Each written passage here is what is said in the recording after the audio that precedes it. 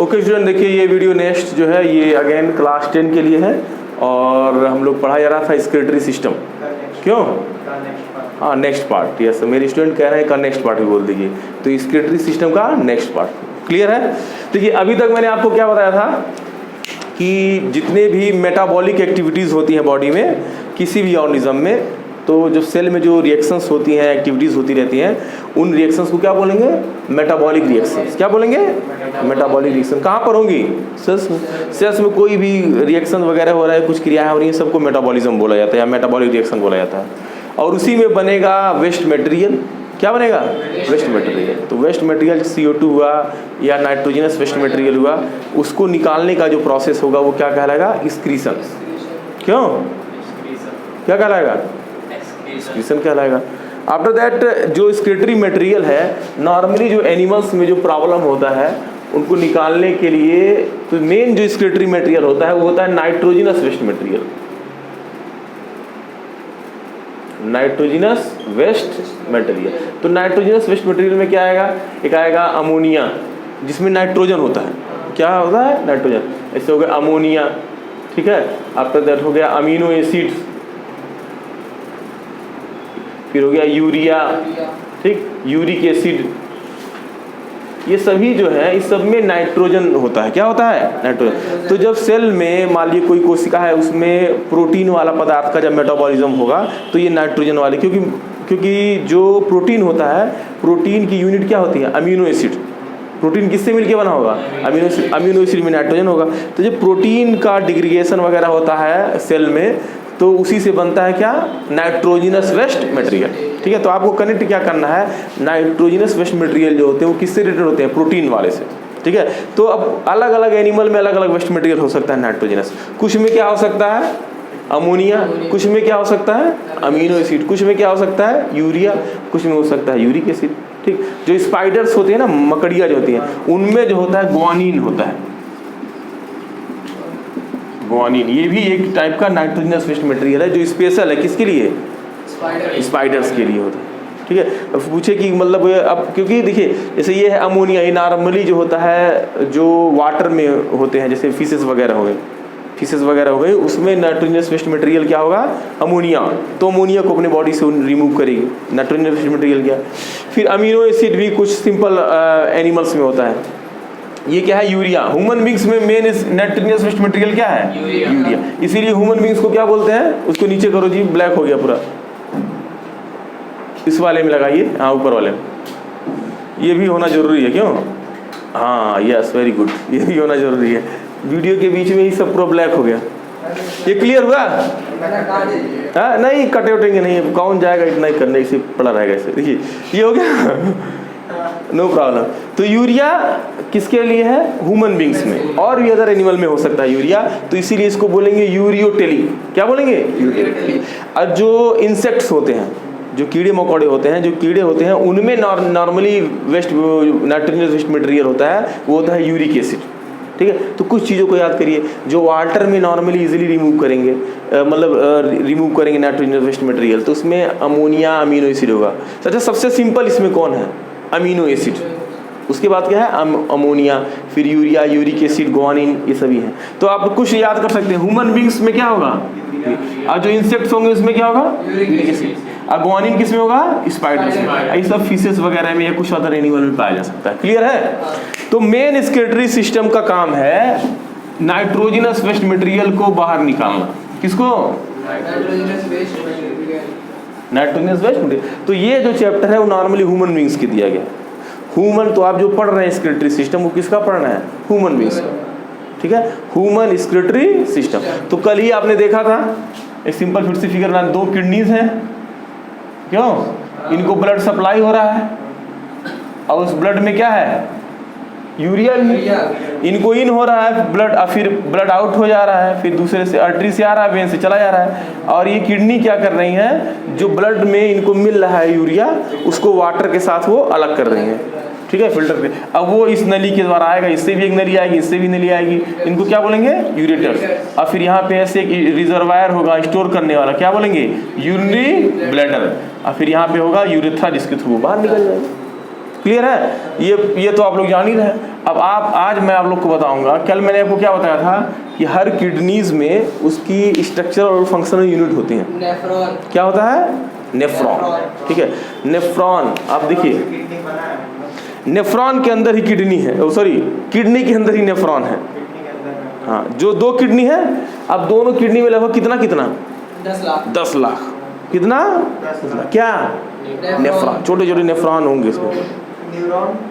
Neuron तो nervous system का है, जो ब्रेन वगैरह बना है, ब्रेन है, नर्व्स जो बॉडी में है, वो न्यूरॉन से मिलकर बना है। तो पूछा जाए आपसे नर्वस टिश्यू का यूनिट क्या है, तो न्यूरॉन बोलेंगे।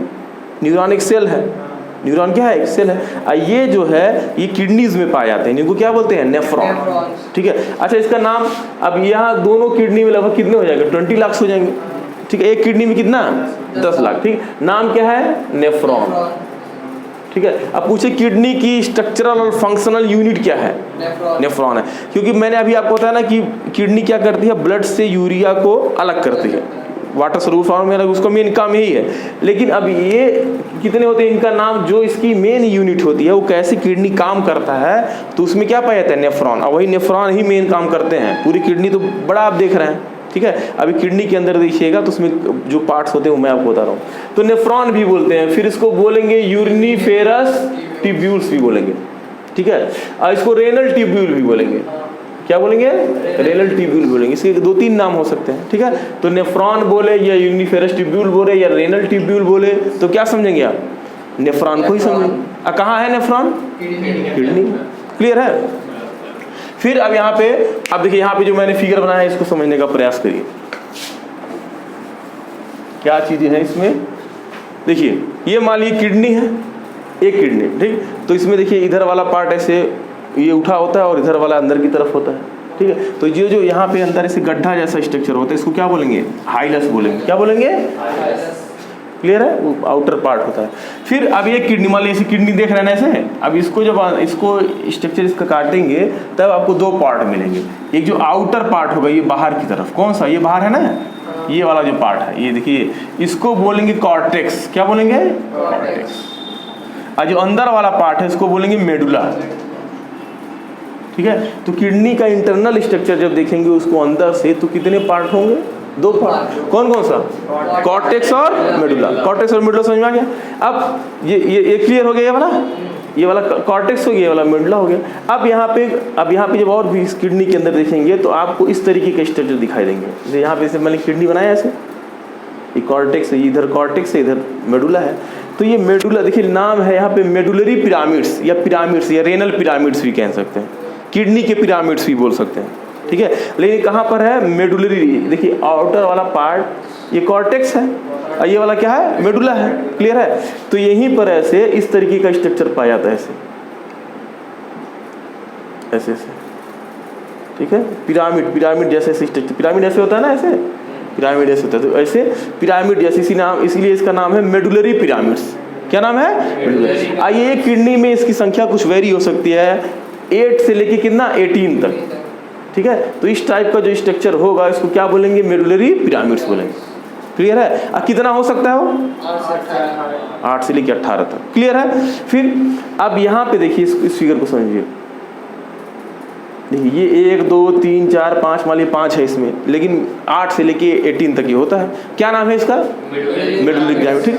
अब 2 मेडुलरी पिरामिड्स के बीच का ये जो जगह है इसको बोलेंगे कॉलम्स ऑफ बर्टोनी। क्या बोलेंगे? Columns of Bertoni. तो कॉलम्स ऑफ बर्टोनी कहाँ पर है? यहाँ पर है।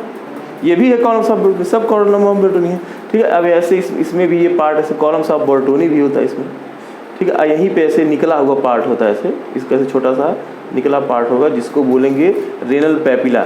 या इसको आपको 2 चीज़ आप जानिए इसमें, ठीक है। एक तो आपने ये वाला पार्ट जाना है, क्या है? मेडुलरी पिरामिड्स, ठीक। कितने हैं? 8। अब 2 मेडुलरी पिरामिड्स के बीच का ये जो होगा कॉलम जैसा जगह, ऐसे कॉलम जैसे जगह होता है ना ये वाला, इसको बोलेंगे क्या नाम है? Columns of Bertoni. अब पूछे कॉलम्स ऑफ बर्टोनी कहाँ पाया जाएगा? किडनी। किसके बीच होगा ये? मेडुलरी पिरामिड्स के। क्लियर है? ये हो गया अंडरस्टैंड? तो ये नॉर्मली ये इसका पार्ट है। आफ्टर दैट ये इसमें आपको जानना है, तो आउटर स्ट्रक्चर आप देख रहे हैं, कैसा स्ट्रक्चर, आउटर माली किडनी क्वार्ट है, तो इस तरीके का पार्ट आपको दिखाई देगा। फिर यहाँ पे सबसे ज़्यादा जरूरी क्या है, अब आपको नेफ्रॉन जानना है। क्या जानना है?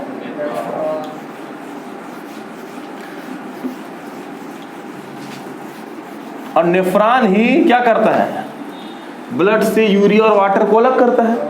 क्यों? तो उसका स्ट्रक्चर आपको जानना जरूरी है।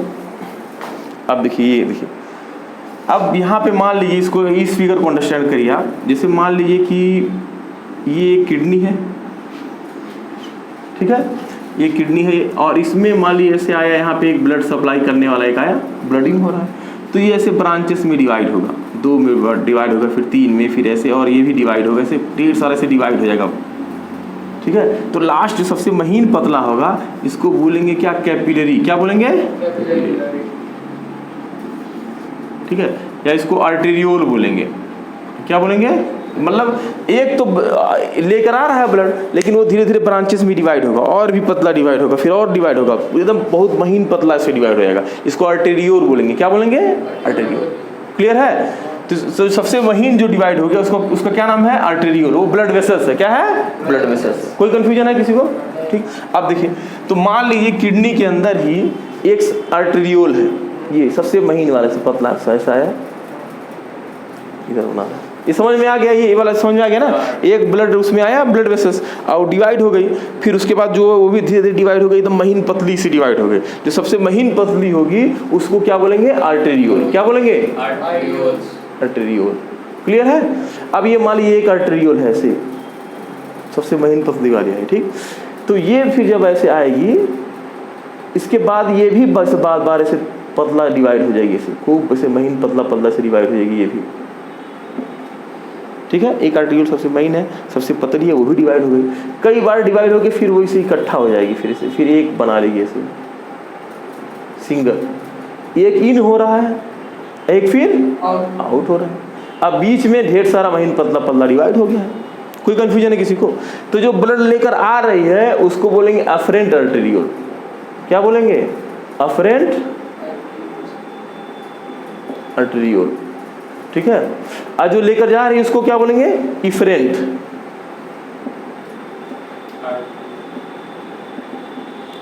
क्लियर है? एक सबसे महीन पतली वाली है जो ब्लड लेकर आ रही है, और किडनी के अंदर वो डिवाइड हो गई है, तो जो सबसे महीन पतली वाली है उसको क्या बोलेंगे? अफरेंट आर्टेरियोल, ठीक है। अफरेंट आर्टेरियोल भी बाद में डिवाइड हो जा रहा है, और महीन पतले पतले में डिवाइड हो जा रहा है, ठीक है। इस वाले पार्ट को, इस पैरेलल ढेर सारी ब्लड वेसल्स होंगी, इसको बोलेंगे ग्लोमेरुलस। क्या बोलेंगे? ये क्लियर हो गया? ग्लोमेरुलस समझ में आया? एक सबसे महीन पतली वाली ब्लड वेसल्स आई, क्यों, और फिर वो पतले पतले में और डिवाइड हो गई, ठीक है। तो यहाँ पे स्टूडेंट क्या होता है, ये वाला जो ब्लड लेकर आती है, इसका जो डायमीटर होता है, इसका व्यास अधिक होगा, वो अधिक मोटा होगा। अब फिर ये जब बार बार डिवाइड हो जा रही है और सब, इससे जो ब्लड वेसल सिंगल बन रही है, इसका जो व्यास होगा वो कम हो। ऊपर वाले से, हाँ, ये ज़्यादा इसमें जगह होगा, इसमें जगह कम हो। तो यहाँ पे बाद में ये डिवाइड हो गया बीच में, तो जब यहाँ से ब्लड आएगा, इधर ज़्यादा वॉल्यूम है, इधर वॉल्यूम कम है, ठीक है। तो यहाँ पे क्या पड़ेगा? प्रेशर पड़ेगा कि नहीं पड़ेगा? तो इसी प्रेशर के कारण ऐसे यहाँ पे, ये देखिए, ये इसका क्या नाम है? ग्लोमेरुलस। क्या नाम है? अब ग्लोमेरुलस ऐसे चारों तरफ से ऐसे इधर से कवर होता है, ऐसे कवर होता है। ये इसको बोलते हैं बाउमेन कैप्सूल। ग्लोमेरुलस को कौन कवर किया है? Bowmen capsule. समझ में आया? किडनी में एक ब्लड वेसल्स गई और महीन पतली हो गई, आर्टेरियोल है वो। क्या है? आर्टेरियोल। और फिर वो जब अंदर पहुंच रही है तो एक को कह दिया गया अफरेंट आर्टेरियोल। क्या कह दिया गया? अफरेंट। और अफरेंट आर्टेरियोल भी बार बार से डिवाइड हो रही है, तो इसका क्या नाम है? ग्लोमेरुलस। जो ये पूरा ये जितना भी है सब इकट्ठा, इसका क्या नाम है? ग्लोमेरुलस। अब ग्लोमेरुलस भी इकट्ठा हो जा रहा है, एक महीन पतली नली बना देना, इसका क्या नाम है? Efferent arteriole. अफरेंट से आ रहा है, इफरेंट से जा रहा है। क्लियर है? और बीच में डिवाइड हो जा रहा है, ढेर सारा महीन पतला पतला, उसका क्या नाम है? ग्लोमेरुलस। क्लियर है? अब ये ग्लोमेरुलस ऐसे कवर होगा, इसका क्या नाम है? Bowmen capsule. ऐसे नली ऐसी स्ट्रक्चर होगा, उससे कवर होगा, ठीक है। तब यहाँ पे देखिए ब्लड, यहाँ पे प्रेशर पड़ेगा कि नहीं पड़ेगा, यहाँ पे महीन ब्लड वेसल्स भी है, बहुत पतली पतली, तो इसी नाते ब्लड यहाँ से छन कर जो इसका यूरिया, वाटर और कुछ नेसेसरी चीज़ें हैं वो सब छन कर ब्लड से कहाँ जाती हैं, बाउमेन कैप्सूल। क्लियर है। फिर क्या होता है, ये वाला जो पार्ट है ये, अब फिर यहाँ पे ऐसे नली ऐसे बनती है, कवर किया है, फिर ये नली ऐसे रहेगी, फिर ये नली आएगी ऐसे, अभी और जाओ अभी यहाँ से, ठीक है। अब ये नली जब आएगी यहाँ पे ऐसे, ठीक है, तो ये ऐसे बार बार ऐसे कुंडलित हो जाएगी ऐसे, ठीक है। देखिए यहाँ पर आई ऐसे सिंगल, अब ऐसे ऐसे इस तरीके से ऐसे क्वाइल्ड हो गई ऐसे। क्लियर है। फिर ऐसे नीचे की तरफ आएगी ये, देखिए, तो ये वाला पार्ट क्या है, बाउमेन कैप्सूल। बाउमेन कैप्सूल किसको कवर किया है, ग्लोमेरुलस को। अब फिर ये बाउमेन, अच्छा ये जो ब्लड जो छन रहा है यहाँ पे, जो भी यूरिया है, वाटर है, अन्य बहुत सी चीजें यहाँ पे साल्ट वगैरह छन जाती हैं प्रेशर के कारण, वो कहाँ चली आई, बाउमेन कैप्सूल। अब बाउमेन कैप्सूल से फिर इधर इस नली में ऐसे आएंगी, इधर ऐसे आते आते इधर आएंगे इधर। अच्छा यहाँ पर इसको जो बोलते हैं, इसको बोलेंगे PCT, ये टोटल पार्ट। उसमें प्योर ब्लड रहता है नहीं, इसमें ब्लड नहीं रहेगा, ब्लड तो इधर आया इधर चला गया, ब्लड तो इधर आया इधर चला गया, लेकिन यहीं से प्रेशर के कारण ये क्या है, जो वाटर है, यूरिया है, अननेसेसरी साल्ट वगैरह है, वो सब चले गए बाउमेन कैप्सूल पे। क्लियर है। अब फिर यहाँ से फिर वो आया, वाटर, यूरिया, जो भी चीजें हैं, फिर इधर आया, ठीक। ये टोटल पार्ट ये देख रहे हैं ना इतना, ये क्या कहलाएगा, PCT। PCT का अर्थ है प्रोजाइमल कन्वोल्यूटेड ट्यूब्यूल। क्या बोलेंगे, प्रोजाइमल कन्वोल्यूटेड मींस बार बार ऐसे, देखिए कॉइल्ड है ऐसे, नहीं कोई इस तरीके से कॉइल्ड है, तो प्रोजाइमल कन्वोल्यूटेड ट्यूब्यूल इसको बोलेंगे। क्लियर है। फिर ऐसे नीचे आएगा ऐसे, ठीक, ऐसे नीचे आएगा तो फिर यहाँ पे देखिए पतला हो जाएगा, ये इसकी वाल माली मोटी है ना, तो फिर ऐसे पतला हो जाएगा, ऐसे यू जैसे हो जाएगा एकदम ऐसे, फिर ऐसे यू जैसे पतला सा होकर ऐसे एकदम ये महीन इसको बनाएंगे पतला ऐसे। इसमें नहीं दिखाई दे रहा है, लगता है इस बना देंगे, ठीक है। देखिए यहाँ पर आया ये, और उसके बाद फिर इसी से वो क्या हुआ, ऐसे यू जैसा ऐसे पतला हो जाएगा, ऐसे यू आकार का, देखिए एकदम पतला ऐसे। क्लियर। अब फिर यहाँ से होके फिर ऐसे थोड़ा सा और मोटा हो जाएगा, फिर मोटा होकर आएगा, तो इसे यहाँ पे ऐसे कॉइल्ड है ना, तो इधर भी ऐसे कॉइल्ड हो जाएगा, ऐसे ऐसे मालिक कॉइल्ड हो गया ऐसे। क्लियर है। तो इसके पार्ट का ये पूरा नेफ्रॉन ही है, एक नेफ्रॉन को आप देख रहे हैं, glomerulus, Bowman capsule, PCT, proximal convoluted tubule. इसके बाद ये से यू जैसा स्ट्रक्चर है ना, इसको क्या बोलते हैं, इसको बोलते हैं हेनले लूप। अब पूछे यू शेप का कौन सा होता है, ये हेनले लूप है, ये क्या है, हेनले लूप। और उसके बाद फिर ये वाला जो पार्ट है, ये वाला जो पार्ट है वो कई बार ऐसे जो है क्वाइल्ड है, तो इसको क्या बोलेंगे, इसको बोलेंगे DCT, डिस्टल कन्वोल्यूटेड ट्यूब्यूल। प्रोजाइमल मतलब होता है इसके पास है, इसकी क्या है, पास है, और ये क्या है, दूर है, तो डिस्टल कन्वोल्यूटेड, ये भी कन्वोल्यूटेड है, ये भी कन्वोल्यूटेड है, अब बीच में क्या है, हेनले लूप, ठीक। अब यहाँ जितने भी ऐसे नेफ्रॉन होंगे, उसके बाद ऐसे एक कलेक्टिंग डक्ट होती है, सब जो है अपना जो मटेरियल ऐसे कलेक्टिंग डक्ट में इकट्ठा करेंगे, और वो डक्ट आके फिर ऐसे मिल जाएगी। अच्छा, जब ये दोनों क्वाइल्ड है, PCT और DCT, हाँ, इन दोनों को अलग अलग नाम दिया गया है, इस नाते नाम दिया गया है कि अलग अलग पार्ट है, वो दूर दूर पर, दूर दूर है कि नहीं है, दूर है तो वो तो सही है, लेकिन काम मतलब एक ही है, क्वाइल्ड दोनों है और एक ही में काम एक ही नहीं है प्यारे बच्चे। अब मान लीजिए ये आपकी फिंगर है, ये भी उंगली है, ये भी पार्ट है, ये भी पार्ट है, ये भी पार्ट है, सबका अलग, ये यहाँ पर है, यहाँ पर है, क्यों, इसका अलग काम है, इसका अलग काम है, ठीक है। तो ऐसे ही जैसे मान लीजिए बॉडी में कई पार्ट है ना, सिर है, पैर है, ठीक है, तो अब उसको सबको उसको नाम अलग अलग दे दिया गया। तो इसको देखिए, इसमें ऐसे है, उसका स्ट्रक्चर ही ऐसे होता है, रियलिस्टिक वो ऐसे ही होता है, तो इसका नाम दिया जाएगा नहीं दिया जाएगा कुछ, तो बता दिए इसको ग्लोमेरुलस कह दिया गया, इसको क्या कह दिया गया, बाउमेन कैप्सूल। और फिर इधर से आया जो इसको PCT, प्रोजाइमल कन्वोल्यूटेड ट्यूब्यूल, ठीक। उसके बाद क्या होता है, हेनले लूप होता है, हेनले लूप के बाद DCT, डिस्टल कन्वोल्यूटेड ट्यूब्यूल हो गया, उसके बाद फिर कलेक्टिंग डक्ट होता है, तो ढेर सारे ऐसा कलेक्ट करके फिर इकट्ठा करके यूरिन आ जाता है। समझ में आ गया। तो इसमें लेकिन यहाँ पर देखिए, दोनों किडनी में लगभग 20 लाख नेफ्रॉन है, और लगभग ये जब यहाँ से फिल्ट्रेट करते हैं ना, फिल्टर करते हैं, तो यहाँ पर बाउमेन कैप्सूल में लगभग 180 लीटर वाटर और जो भी चीज़ें हैं आती हैं। कितना? 180 लीटर। दोनों किडनी पूरे एक दिन में 180 लीटर ब्लड से वो फिल्टर करती हैं। 180 लीटर। पानी कहाँ से इतना आता है? हाँ बता रहे हैं ना प्यारे बच्चों, सुनिएगा तब ना। कितना? 180 लीटर नियर अबाउट वो दोनों फिल्टर करती हैं। जो भी ब्लड से जो मटेरियल है, सो वाटर है या जो भी चीज़ों को उसका वॉल्यूम में देखेंगे आप। लेकिन यहाँ पर क्या है, आप देखेंगे इधर वाटर भी आ जा रहा है, कुछ नेसेसरी चीज़ें भी आ गई हैं, जैसे सोडियम वगैरह, कुछ साल्ट भी होते हैं, वो भी आ जा रहा है। तो यहाँ पर फिर इसका रीएब्जॉर्प्शन होता है। एक बार तो इधर आ गई, तो जो नेसेसरी चीज़ें हैं, जैसे वाटर बहुत अधिक आ गया है, ठीक है। अब यहाँ पे जो आता है, दोनों किडनी से जो वो किडनी अलग कर रही है, वो कितना है? 180 लीटर, लेकिन रीअब्जॉर्ब हो जाएगा। अब ये पूरी लंबी नली है ना, तो मैक्सिमम रीअब्जॉर्प्शन यहीं पर होता है पीसीटी में। मतलब इसमें जो भी वाटर आया है इससे छनकर ब्लड से, या कुछ नेसेसरी साल्ट वगैरह आया है, जो आवश्यक चीज़ें होती हैं बॉडी के लिए, इसी से फिर वो कहाँ मिल जाती हैं? ब्लड में। इसके चारों तरफ ऐसे ब्लड की कैपिलरीज फैली रहती हैं। तो इसी से कैसे पता चलता है नेसेसरी? अरे वो बॉडी का सिस्टम है, वो आपको बताएगा थोड़ा ना किडनी की है जरूरी है इसको दे दीजिए। बॉडी का अपना सिस्टम है। क्यों? अब हर टाप के कहने से थोड़ा ना कह रहा है कि नहीं हम धड़केंगे, कहें कि तुम धड़क रहे हो, वो अपना काम कर रहा है। तो ऐसे वो उनका सिस्टम है, वो अपने हिसाब से जो नेसेसरी चीज़ें हैं उसको एब्जॉर्ब कर लेता है। ठीक। तो अब यहाँ मैं ये कहना चाहता हूँ, दोनों किडनी से लगभग, देखिए आप मैंने क्या लिखा है, 180 लीटर लगभग फिल्ट्रेशन होता है लिक्विड्स का। लेकिन उससे में से सिर्फ यूरिन जो बनता है वो एक दिन में लगभग कितना? 1.45 लीटर, मतलब 1.5 लीटर लगभग, उतना ही पूरे दिन भर में यूरिन बनता है। और जो चीज़ें बची, जितना बचा वो क्या हो जाता है? रीअब्जॉर्ब।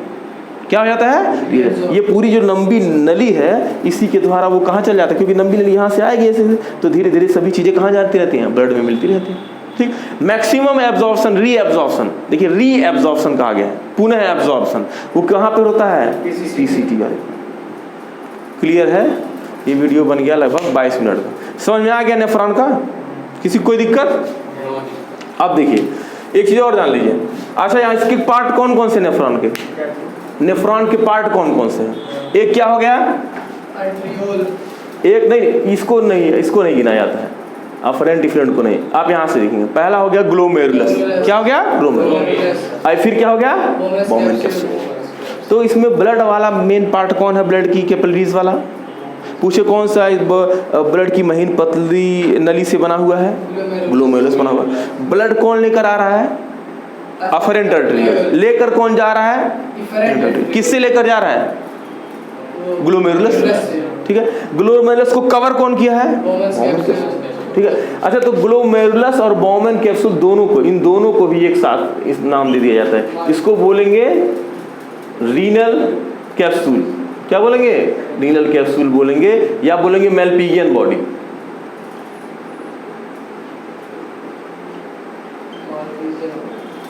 ठीक है। मेलपिगियन बॉडी में क्या क्या आएगा? ग्लोमेरुलस भी और बाउमेन कैप्सूल दोनों आएंगे। क्लियर है? दोनों, ये दोनों को एक ही साथ कह देंगे तो कह देंगे रीनल कैप्सूल या मेलपिगियन बॉडी कह देंगे। ठीक। अब फिर उसके बाद ये पहला हो गया ग्लोमेरुलस। हाँ बच्चे आए तो रहने दो, अभी कद अभी आ रहे हैं। ये क्या हो गया? ग्लोमेरुलस, बाउमेन कैप्सूल, पूरा नाम प्रोजाइमल कन्वोल्यूटेड ट्यूब्यूल। फिर हेलेलू, कैसा होता है? यूसेप। उसके बाद डिस्टल कन्वोल्यूटेड ट्यूब्यूल, फिर कलेक्टिंग डक्ट होती है। क्लियर है? तो किडनी के बारे में क्या जाना? कितना पार्ट? आउटर से 2 part. Cortex, medulla, medullary pyramids कितने? 18। उनके बीच बीच में रेनल कॉलम्स ऑफ बर्टोनी, ये नाम है, रेनल कॉलम्स ऑफ बर्टोनी। ठीक है। और फिर देखेंगे तो ये यही मेन आपको पढ़ना है, किसका? नेफ्रॉन का। क्लियर है? कोई कंफ्यूजन है? क्लियर? ओके, थैंक यू आप लोग को भी।